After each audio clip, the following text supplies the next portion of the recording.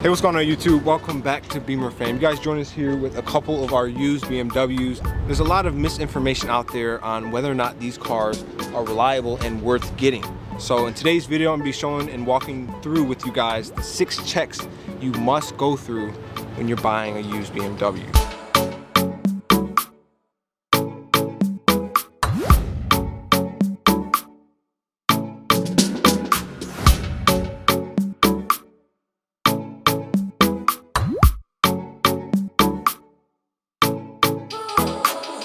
So first and foremost, once you found your car that you're actually interested in pursuing, you want to look at the car's Carfax. You want to look at any kind of history, maintenance records that you can pull up online. Basically study the car, study the history of it, see where it's been, what state. You can get an idea for how the previous owners have taken care of it, basically what kind of state this car is in. So once you're going to see the car in person, the first thing you want to do is check out the front end exterior of the car. Make sure there has been no front end collisions. First and foremost, the best way to do that, you can take a look at the headlight, because you can see where the fender meets the hood and where the hood meets the bumper.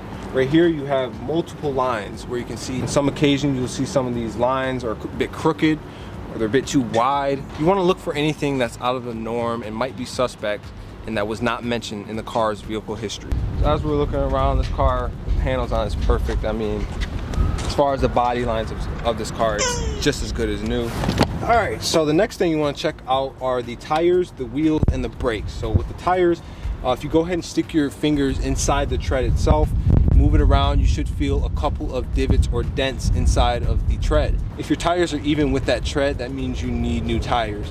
If the tire tread is above those little divots inside the tread itself, then you have a lot of tire left. You can basically gauge if you're gonna need new tires or not, and how much that's gonna cost you, and potentially bring that price down. As far as the wheels go, try and avoid wheels that have too many dents or is curb rash too bad, because that's actually gonna affect the quality of your ride as well. The last thing we want to check here are the brake system itself. So you don't need to have any experience, but if you just want to stick your fingers inside there and you want to feel along the edge of that rotor, if the edge of it is flush with the rest of the disc, then you have some brand new rotors. Congratulations. If the edge of that lip has a bit of a divot or a bit of a bump, you might need to replace this. In short, the more the divot, the more wear that's been put on the brakes. And if you can find a car that has some fresh set of brakes and you won't have to worry about in the whole ownership, it's going to save you a lot of money, because brakes on BMWs can add up real fast, especially on the M cars. So if we look at the back of the 328, very clean rear end. We can see a few imperfections right here. We have a bit of a paint scuff right here. We actually have another one right here. And we can even see right here the rear bumper's actually warped a little bit. If I had to guess, I'm guessing that the previous owner often had a bike rack on the back of the car. Bike racks typically clip to the edge of the bumper as well, so that's probably why this is warped. Looking for imperfections like this is definitely going to give you leverage in negotiating that price.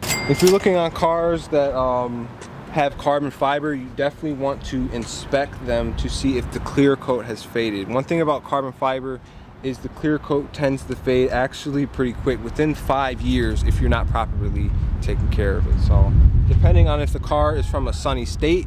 So if you do experience any kind of fading, my dad's 2014 has a little bit of clear coat imperfections on the roof. What you can do is you can take that to a local body shop who specializes in BMW or German cars of this caliber, and they will reapply the clear coat to the roof and it will be looking brand new. You don't have to have any experience, okay? But the first thing that you want to look out for is to make sure that this engine bay is dry. If you see any kind of moisture in here, whether it's water, coolant, and more importantly oil, then that's something that you definitely want to take note of and ask the owners about.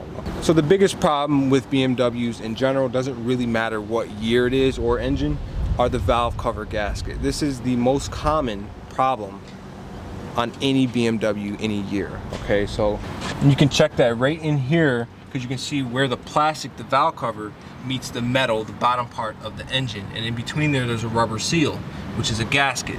Oftentimes, more than not, actually almost every car that we've owned, we've had to replace it at least once.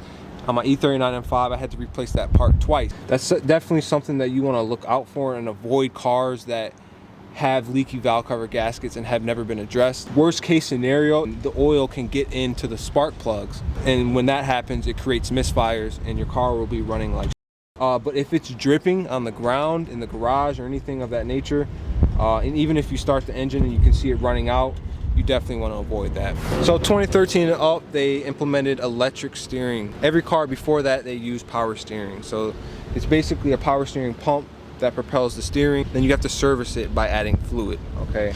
In all cars before 2013, your power steering fluid reservoir is going to be right here. You definitely want to make sure that whole area is dry. I'm going to be honest, 8 times out of 10, it's not going to be dry. The problem is when these power steering reservoirs become empty and low on fluid, it kills the power steering pump. So not only the engine oil do you want to check, you also want to check the oil consistency. You want to see if it's thick, you want to see if it's black. If you do end up coming across a car that's been sitting for a while, maybe even the oil's only been driven 1,000 miles and the oil itself looks very bad, definitely swap that out as soon as possible. I wouldn't say it's a deal breaker, but that is something you don't really want to play with. You want to have the best oil running in your engine at all times.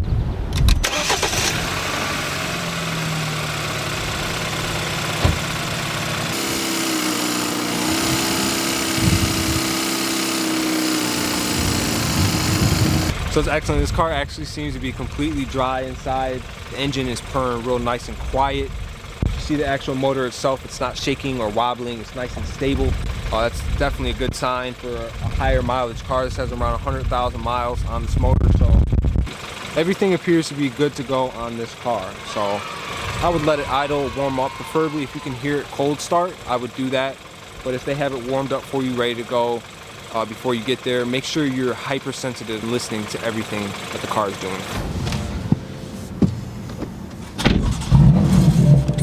So now that we're on the interior of the car, we're going to do the same thing that we did on the outside. We're going to look physically at the interior and make sure it's in proper shape.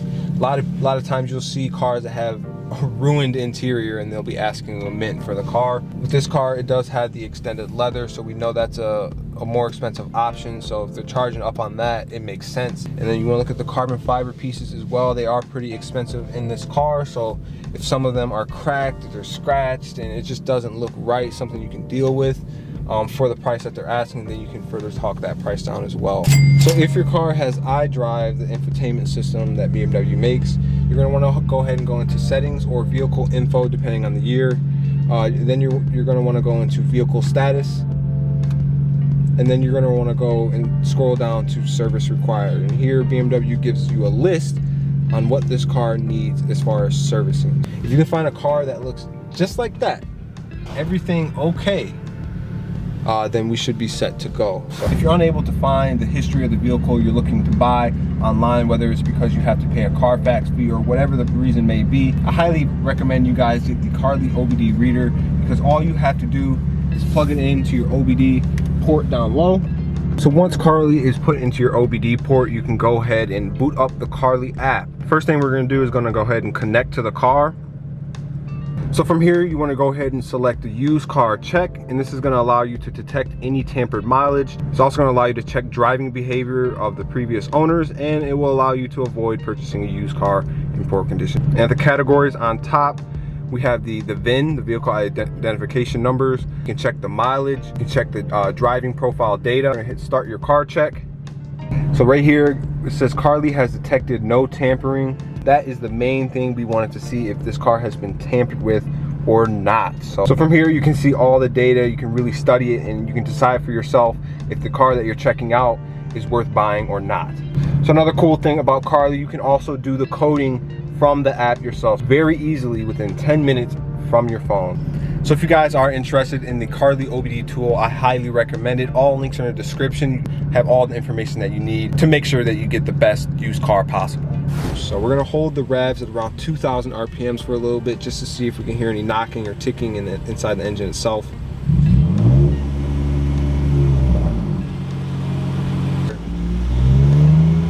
Going to higher revs. You don't want to hold them there too long. You just want to get an idea to see if there's any vibrations inside the car once you go higher up the rev range. So everything in this car seems to be looking and sounding good. So Even if it's not an M car, you really want to put the car through its paces. Don't do anything too illegal, but you do want to get the car up to speed, basically see if the car is performing like a BMW should perform, because even a 328 is a sporty car compared to the rest of the cars out there. So the main thing here is we want these cars to take care of you guys. We want you guys to find the cleanest cars possible for the best price possible, and that's not going to break down on you at all. So we're starting to get a hang of this. We've got some experience with buying these cars. I just wanted to share with you guys the biggest things that we've learned from these experiences. Hopefully you guys can go out and find your dream BMW for your dream price. So with that being said, I hope you guys enjoyed today's video. Make sure you hit that subscribe button, hit that like button. Check us out on Instagram at Beemer Fam, and I'll see you guys in the next video.